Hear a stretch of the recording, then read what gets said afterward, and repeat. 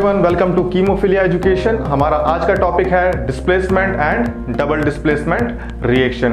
पिछले वीडियो में हमने बात की थी कॉम्बिनेशन रिएक्शन की एंड डीकम्पोजिशन रिएक्शन की, जो टाइप्स ऑफ रिएक्शन का हमारा पहला वीडियो था। अगर आपने वो वीडियो अभी तक नहीं देखी है तो आप जाकर देख सकते हैं, लिंक इस डिस्क्रिप्शन में दी हुई है। चलिए तो आज का टॉपिक स्टार्ट करते हैं बिना किसी देरी के। और पहला टॉपिक होगा डिस्प्लेसमेंट एंड दूसरा टॉपिक होगा double displacement reaction. So let's start with the displacement reaction. चलिए तो स्टार्ट करते हैं आज का हमारा topic, third type of chemical reaction, displacement reaction. So पहला दो तो हमने देख लिया, कौन कौन सा, कॉम्बिनेशन एंड डीकम्पोजिशन। थर्ड वाला है हमारा displacement reaction. Displacement reaction. So displacement reaction में अगर आप डेफिनेशन देना चाहें तो क्या डेफिनेशन देंगे डिस्प्लेसमेंट रिएक्शन का? दैट मीन्स कि किसी का डिस्प्लेसमेंट तो हो रहा है, यहाँ पे कोई अपनी जगह से हट रहा है, तो कौन हट रहा है? सो डेफिनेशन क्या होगी? मोर रिएक्टिव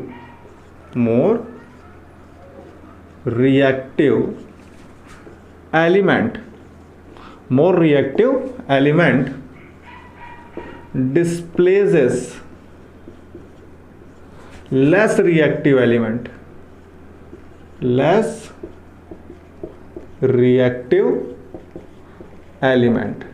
क्या बोला? More reactive element displaces less reactive element. कहां से? From aqueous solution of its compound.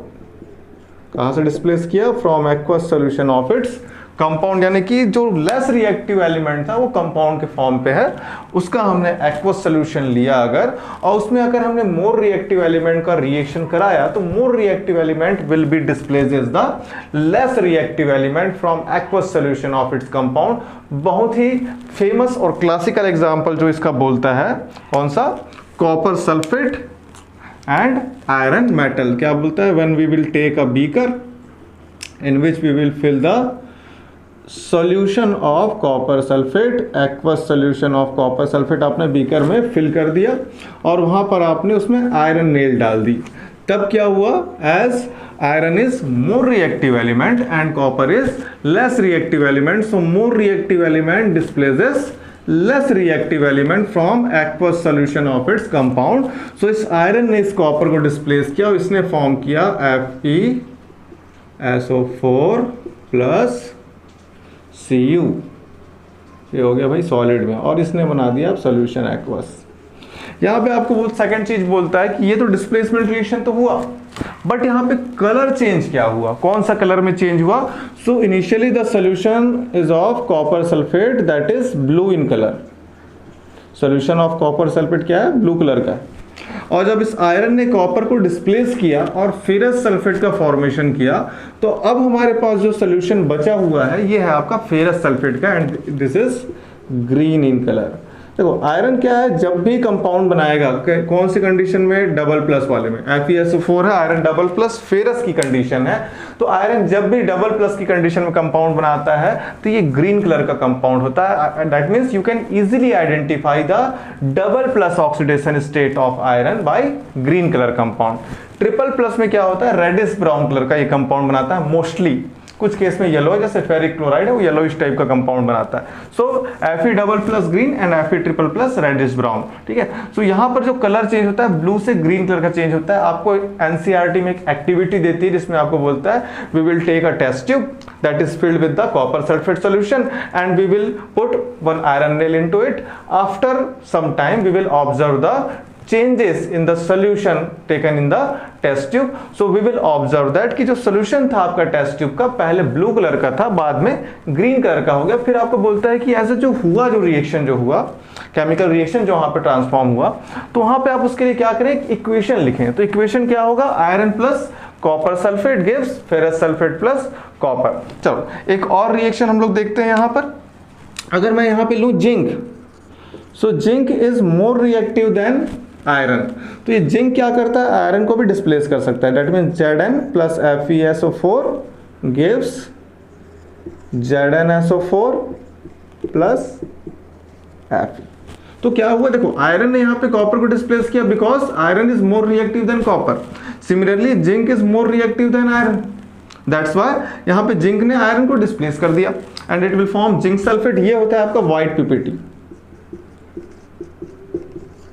White, ठीक है। सेम अगर मैं कॉपर की बात करूं तो copper is more reactive then silver, AgNO3, silver nitrate. तो कॉपर अब यहाँ पे क्या है, सिल्वर से ज्यादा रिएक्टिव कॉपर है, तो कॉपर क्या करेगा, सिल्वर को डिस्प्लेस कर देगा। दैट मीन्स कॉपर क्या करता है, जब कंपाउंड बनाता है कॉपर के पास होता है double plus charge, Cu double plus, NO3 के पास में सिंगल माइनस, AgNO3 आपने लिखा ना, Ag plus NO3 minus. Balance chemical equation लिखते हैं, जब यहाँ पे सिंगल प्लस है तो 1 का मल्टीप्लाई कॉपर में और यहाँ पे डबल प्लस इट मीन्स 2 का मल्टीप्लाई नाइट्रेट में, तो कॉपर नाइट्रेट होगा CuNO3 होल ट्वाइस। दो नाइट्रेट चाहिए तो यहाँ पर हमको डबल करना पड़ेगा। सो आपने लिखा 2AgNO3, दोनों नाइट्रेट इसने इस कॉपर के साथ कंबाइन किया, बनाया CuNO3। 2 सिल्वर बचा हुआ है, इसको आप सिंपली लिख देते हैं 2Ag। ये आपका अलग हो गया Ag, या आयरन अलग हो गया, ये कॉपर अलग हो गया सॉलिड फॉर्म पे। तो this is the displacement reaction of silver from silver nitrate. तो यहां पर आपने जो डिस्प्लेसमेंट रिएक्शन देखते हैं, always more reactive element displaces less reactive element from aqueous solution of its compound. ये आपने एक्वस सॉल्यूशन लिया है, एक्वस सॉल्यूशन लिया है आपने दोनों केस में, ठीक है। चलो एक और एग्जांपल देखते हैं। एक और example, Fe plus PbNO3 whole twice, lead nitrate के साथ रिएक्शन कर दिया अभी, ठीक है। तो लेड नाइट्रेट के साथ जब रिएक्शन किया, so iron is more reactive than lead, so इसने क्या किया, लेड को डिस्प्लेस किया और यहां पे बनाएगा क्या, FeNO3 whole twice and Pb। So always more reactive element displaces less reactive element from aqueous solution of its compound। तो इसको भी हमने लिया aqueous condition में लिया, ठीक है। ये था आपका डिस्प्लेसमेंट रिएक्शन। अब आपको अगर ये लगता है कि भाई मेटल ही मेटल को डिस्प्लेस कर सकता है, तो ऐसा नहीं, ठीक है। In any condition more reactive element non metal भी कर सकता है। फॉर एग्जांपल सबसे सिंपल वाला लेते हैं, जिंक का रिएक्शन करा दिया आपने H2SO4 के साथ में किया, ठीक है। क्या हुआ, मेटल एंड एसिड, क्या हुआ, ZnSO4 plus H2, hydrogen gas निकलती है। Whenever metal reacts with acid it liberates hydrogen gas. तो इसने क्या किया, मेटल ने यहां पर नॉन मेटल को डिस्प्लेस किया। एक और एग्जांपल ये लो, ठीक है। एक और example, KBr potassium bromide reacts with chlorine. Potassium bromide है, क्लोरीन है, ठीक है। Balance chemical equation 2KBr with Cl2, इसने बनाया गया 2KCl एंड Br2 ब्रोमीन, ठीक है, रेड इज ब्राउन कलर की गैस। तो यहां पे क्या हुआ, नॉन मेटल ने नॉन मेटल को डिस्प्लेस किया। That means always more reactive will displaces less reactive, either it is metal and metal exchange और non metal and non metal exchange और मेटल और नॉन मेटल, ठीक है। तो यहां पे हमेशा क्या होगा, मोर रिएक्टिव हमेशा लेस रिएक्टिव को डिस्प्लेस करेगा। This is the condition for displacement reaction, जो ज्यादा ताकतवर है कमजोर को हटा देता है, ठीक है। जैसे आपकी क्लास के बेंचेस में होता है ना कि जो बच्चे का थोड़ा सा डोमिनेटिंग नेचर है, वो बोलता है भाई मैं यहाँ पे मैं बैठूंगा, ये सीट मेरी है, दैट्स व्हाई, ठीक है। More reactive element displaces less reactive element, लेकिन ऐसा क्लास में करना नहीं चाहिए, ठीक है। चलो फोर्थ टाइप का हमारा केमिकल रिएक्शन है, that is double displacement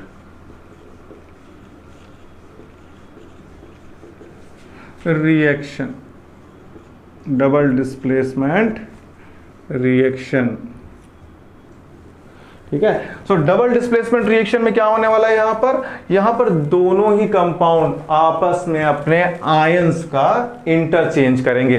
for example अगर कॉमन एक रिएक्शन लिखा जाए, ठीक है, सो AX plus BY, AX plus BY, ये cation, anion, cation and anion. So this cation will react with the anion of the second reactant. That means this will form AY. And B जो होगा वो combine करेगा reactant 1 के anion से और ये बनाएगा क्या, B X. दैट मीन्स हम इसमें क्या बोलते हैं? So what is double displacement reaction? That means interchange of ion takes place between the two reactant, that is called double displacement reaction. आप चाहे ये बोलो कि इस कैटायन ने इसके एनायन को लिया या इस कैटायन ने इसके एनायन को लिया, इट मीन्स चाहे आप एनायन के एक्सचेंज की बात करो या अगर आप एनायन के टर्म्स में देखते हो तो आप ये बोल सकते हो कि ये वाला जो एनायन है इसने क्या किया, रिएक्टेंट 1 के कैटायन को ले लिया और रिएक्टेंट 1 का जो एनायन है इसने रिएक्टेंट 2 के कैटायन को ले लिया। आप या तो ये बोले कि कैटायन का एक्सचेंज हो रहा है या फिर ये बोले कि एनायन का एक्सचेंज हो रहा है। बोथ टर्म में हमेशा आयंस का एक्सचेंज तो हुआ, दैट मींस दोनों रिएक्टेंट के बीच में आयन सब एक्सचेंज हो गए हैं। इस रिएक्शन में आपको हमेशा exchange of ion between two reactants observe होगा। तो लिखते हैं definition. So what is double displacement reaction? Interchange of ions between two reactants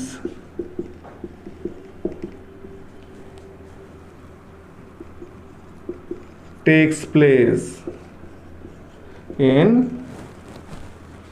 double displacement reaction. In double displacement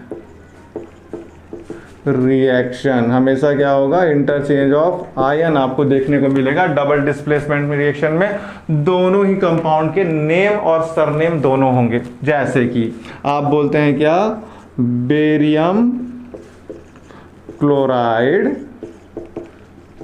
reacts with sodium sulphate. Barium chloride reacts with sodium sulphate. जब भी reaction होगा हमेशा क्या होगा, आयन का change, यानी कि दोनों ही कंपाउंड के पास क्या होंगे, नाम भी होगा, सरनेम भी होगा, प्रीफिक्स भी होगा, सफिक्स भी होगा, दोनों एक दूसरे का सरनेम चेंज करेंगे। सो बेरियम इसका नाम है और सरनेम है इसका क्लोराइड, ठीक है। बेरियम जैसे बेरियम शर्मा, बेरियम वर्मा तो barium chloride. So sodium Sharma तो सोडियम सल्फेट, ठीक है। तो बेरियम ने क्या किया, सरनेम ले लिया किसका, सोडियम का। तो ये क्या करेगा, इसका सरनेम लेगा और ये बनाया क्या, बेरियम सल्फेट। तो इसने बना दिया क्या, बेरियम सल्फेट। और सोडियम ने क्या किया भैया, ले लिया सरनेम क्लोराइड, तो इसने बना लिया आप सोडियम क्लोराइड, सोडियम क्लोराइड, ये इसने फॉर्म किया। तो this is the double displacement reaction. ये आपने रिएक्शन लिखा, इसके लिए हम क्या करते हैं, इक्वेशन फॉर्म करते हैं, फॉर्मूला लिखते हैं। बेरियम क्लोराइड का फॉर्मूला बोलो फटाक से, barium chloride BaCl2, sodium sulphate Na2SO4। Formula लिखने नहीं आता अगर सही तो सीख लीजिए बेटा, क्योंकि बिना सही फॉर्मूला लिखे आप रिएक्शन फॉर्म नहीं कर पाओगे। बिकॉज आयंस के पास चार्ज कितना है ये याद होना बहुत जरूरी है। बिना चार्ज याद किए फॉर्मूला सही नहीं बनेगा। क्लोराइड सिंगल माइनस, इसलिए 1 का मल्टीप्लाई हुआ, बेरियम 1 ही रहेगा। बेरियम के पास डबल प्लस, 2 का मल्टीप्लाई, इसलिए Cl2 हुआ है। सल्फेट के पास डबल माइनस, इसलिए सोडियम में 2 का मल्टीप्लाई है, एंड सोडियम के पास में सिंगल प्लस, इसलिए सल्फेट क्या है, सिंगल बचा हुआ है। अब यहाँ पे फॉर्म करेंगे बेरियम सल्फेट का formula. So barium double plus, Ba double plus and SO4 double minus, charge same है, फॉर्मूला यही का यही रहेगा, BaSO4। सोडियम क्लोराइड, सोडियम के पास में सिंगल प्लस, क्लोराइड के पास में सिंगल माइनस, चार्ज सेम है, चार्ज बराबर है, कोई क्रॉस मल्टीप्लाई नहीं होगा, बट एटम्स को बैलेंस करते हैं। दो एटम्स हैं सोडियम एंड क्लोरीन के रिएक्टेंट में, तो प्रोडक्ट में भी क्या हो जाएगा, 2NaCl। So this is the balance chemical equation for the double displacement reaction. This reaction is identified by the formation of white PPT। इस रिएक्शन में हमेशा क्या बनेगा आपको, white PPT, milky white PPT आपको मिलता है, दूधिया सफेद रंग का सोल्यूशन, ठीक है। मिल्की व्हाइट PPT आपको मिलेगा रिएक्शन में, क्योंकि बेरियम सल्फेट जो बनता है that is insoluble in water, घुलता नहीं है, नीचे बैठ जाएगा, व्हाइट कलर का सोल्यूशन फॉर्म करेगा। So this is the example of double displacement reaction. चलो एक और एग्जांपल देखते हैं डबल डिस्प्लेसमेंट रिएक्शन का जल्दी से। So silver nitrate reacts with sodium chloride. Silver nitrate AgNO3 reacts with sodium chloride NaCl। क्या बोला, दोनों ही रिएक्टेंट का क्या होगा, नेम और सरनेम दोनों होगा, दोनों एक दूसरे का क्या लेंगे, सरनेम लेंगे। सिल्वर नाइट्रेट सोडियम क्लोराइड, क्या होगा, silver chloride sodium nitrate. Charge का दिक्कत नहीं है यहाँ पर, क्योंकि दोनों सिंगल प्लस सिंगल माइनस वाले कंडीशन में है compounds. So this Ag plus combine with this Cl minus and this will form AgCl, silver chloride. And this Na plus combined with NO3 minus and this will form NaNO3 sodium nitrate. Double displacement reaction, silver nitrate sodium chloride gives silver chloride and sodium nitrate. क्या है, mummy papa ने 2 tiffin डब्बे लेके आए, एक भाई के लिए एक बहन के लिए. बहन को मिल गया नीला वाला और भाई को मिल गया पिंक वाला.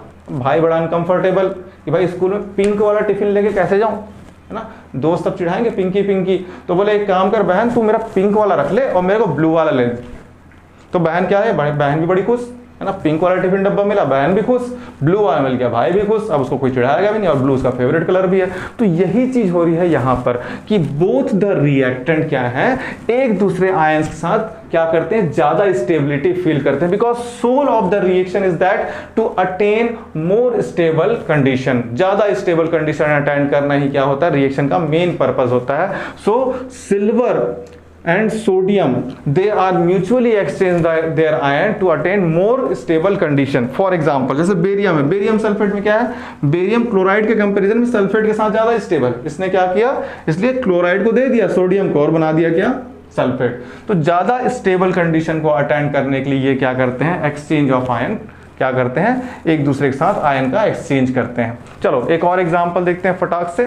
ठीक है, कोई भी एसिड बेस रिएक्शन, कोई भी एसिड बेस रिएक्शन आपने रिएक्शन कर दिया किसका, suppose magnesium hydroxide MgOH whole twice. Magnesium hydroxide reacts with H2SO4. ठीक है, ये आपने एक एसिड बेस रिएक्शन दे दिया, ये भी आपका क्या होगा, डबल डिस्प्लेसमेंट होगा. सो ये मैग्नीशियम ये आपका कैटायन और हाइड्रोक्साइड आपका anion. Same case H plus ion and sulphate ion. तो ये मैग्नीशियम जो होगा वो क्या करेगा, cation of reactant 1 combine with anion of reactant 2. ये मैग्नीशियम इस सल्फेट के साथ कंबाइन करेगा और बनाएगा क्या, MgSO4. ठीक है, तो मैग्नीशियम हाइड्रोक्साइड था, ये हाइड्रोजन के साथ में सल्फेट था, मैग्नीशियम ने क्या लिया, सल्फेट ले लिया. अब दूसरा ये हाइड्रोजन इस OH के साथ, that means H plus and OH minus form क्या करते हैं, वाटर. और हमारे पास यहाँ पर 2 OH माइनस हैं और 2 H प्लस है, तो कितना वाटर बनेगा, 2 वाटर मॉलिक्यूल यहाँ पर बनेंगे. और ये हो गया आपका एक और एग्जाम्पल डबल डिस्प्लेसमेंट रिएक्शन का. इट मीन्स कि 2 सॉल्ट के बीच में हो सकता है, एसिड और बेस के बीच में भी डबल डिस्प्लेसमेंट रिएक्शन हो सकता है. सो this is the case of displacement and double displacement reaction. तो यहां तक हमने खत्म किया है हमारे 4 केमिकल रिएक्शन के जो टाइप्स हैं. फर्स्ट हमने खत्म किया था कॉम्बिनेशन, देन हम गए किसमें, डीकंपोजिशन में. थर्ड और फोर्थ अभी हमने देखा डिस्प्लेसमेंट एंड डबल डिस्प्लेसमेंट में. यहां तक आपको समझ में आ गया है, तो अगला वीडियो हम देखेंगे रेडॉक्स रिएक्शन के ऊपर, रेंसिडिटी और कोरोजन के ऊपर.